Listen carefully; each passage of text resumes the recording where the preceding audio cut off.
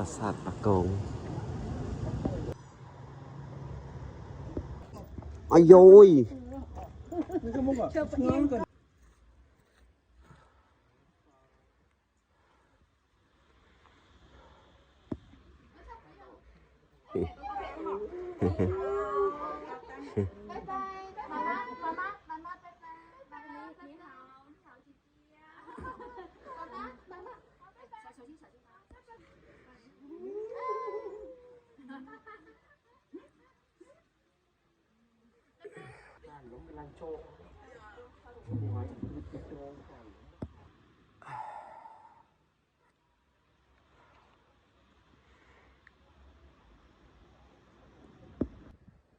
Ơi, Bẩn so đôn ta bẩn so tục mau ôi Pasar Bakong Bắc bê ơi.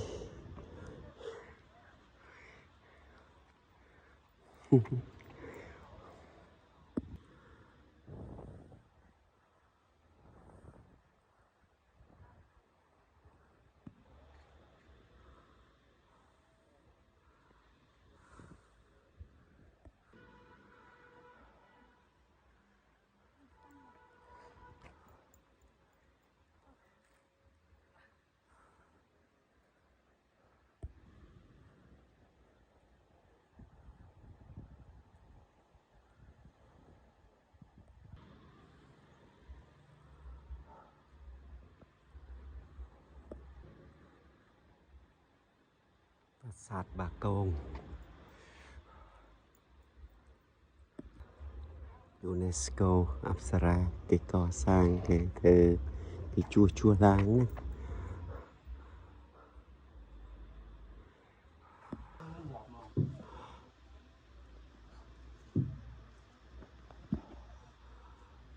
ហើយចូលនៅកណ្ដាលគេជីកកគោកកាយ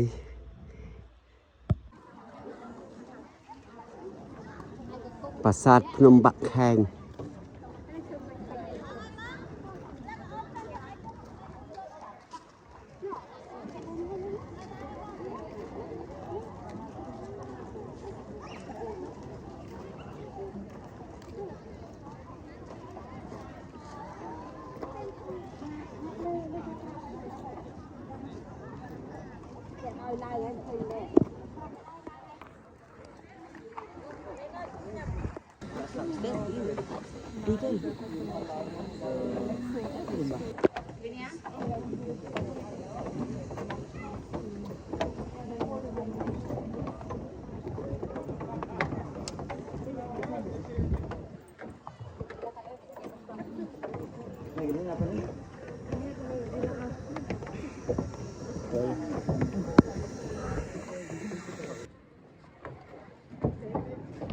ប្រាសាទភ្នំបាក់ខែង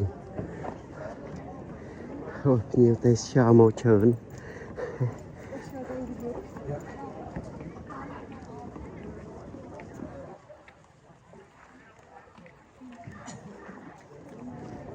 ពេល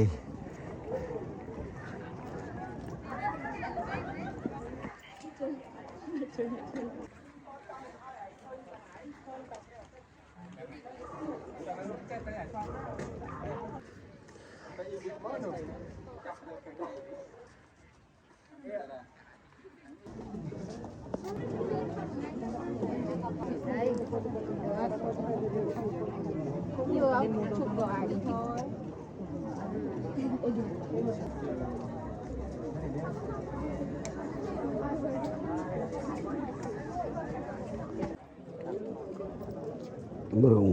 17:50 នាទី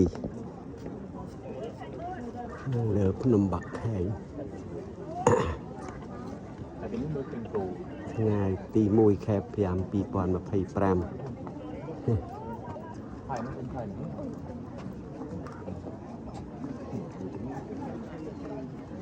ឲ្យមើលព្រះអាទិត្យលិចអូភ្ញៀវទេសចរគេមកបងសមាជិកអូភ្ញៀវច្រើនណាស់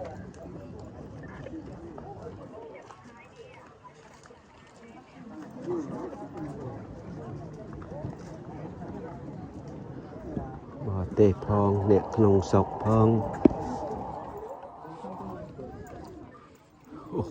អូចលជាតិគេទៀតហ៎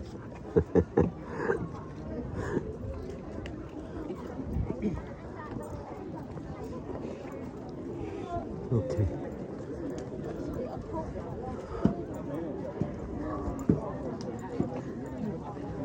ចាំមើលព្រះអាទិត្យលិចនៅលើភ្នំបាក់ខែង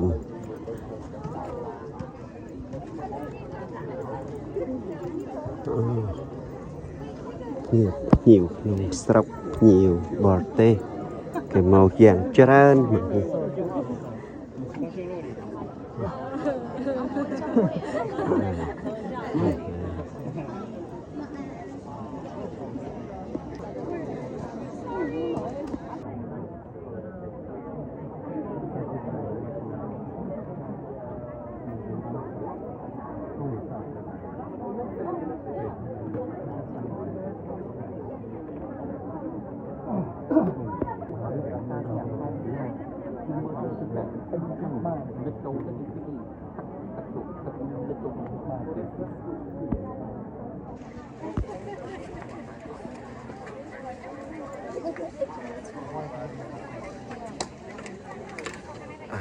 គេមកទស្សនាព្រះអាទិត្យលិចច្រើនណាស់ផ្ដិតរូបភាពទុកអនុស្សាវរីយ៍នៅភ្នំបាក់ខែង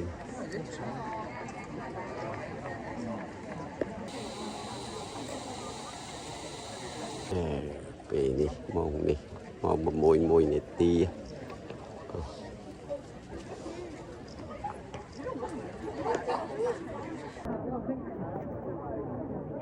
បន្លឺព្រះសូរិយាអ៊ីវទៅលើពីខាងលិចប្រាសាទភ្នំបាក់ខែង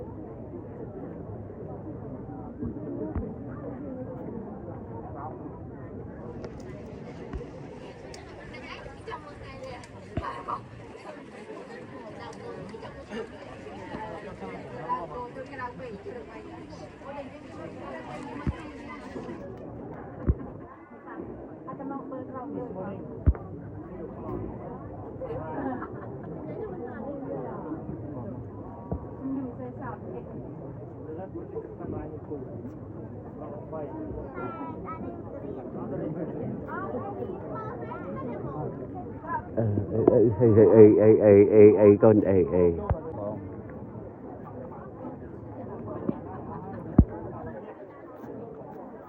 là mồm của này là mồm lục con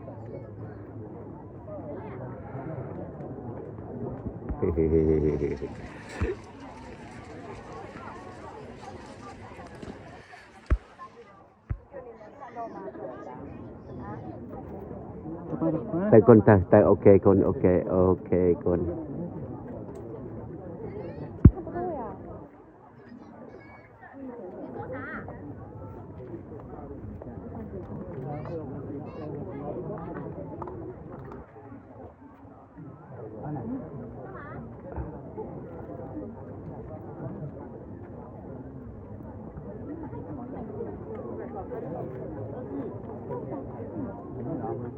สะอาดแม่นสะอาดแม่นก่อนสะอาดแม่นมันtí chết trong mông có à mà dưới dưới băng là băng ở cửa nào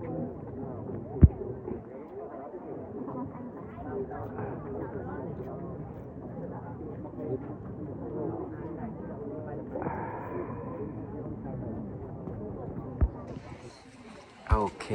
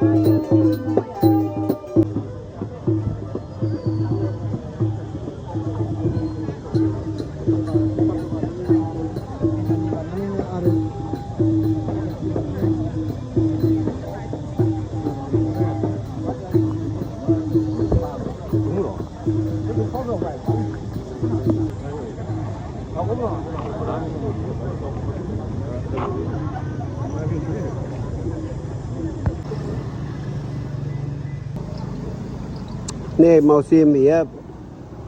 bong bộ ôn màu nè tẹt tôm tâm lịch tu được sạp này nè ngay nhà mà hộp cục mộc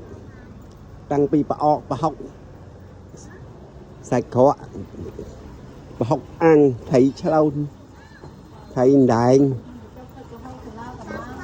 ô xây còn miền tặng ngon đi miền xây khá ấy miền xây khá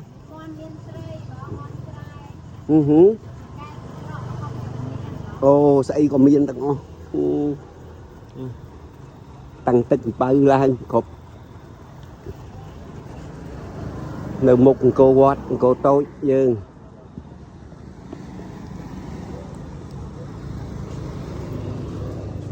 mong đi mong bầm mùi xe sắp pi nè ti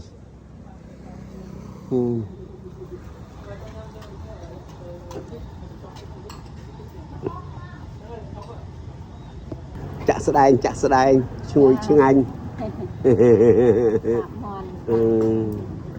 trong phơi pi xe anh đi hao xe con chưa đủ à anh đi hao ấy nè xiêm riêng bà cô nè xanh là nè test cho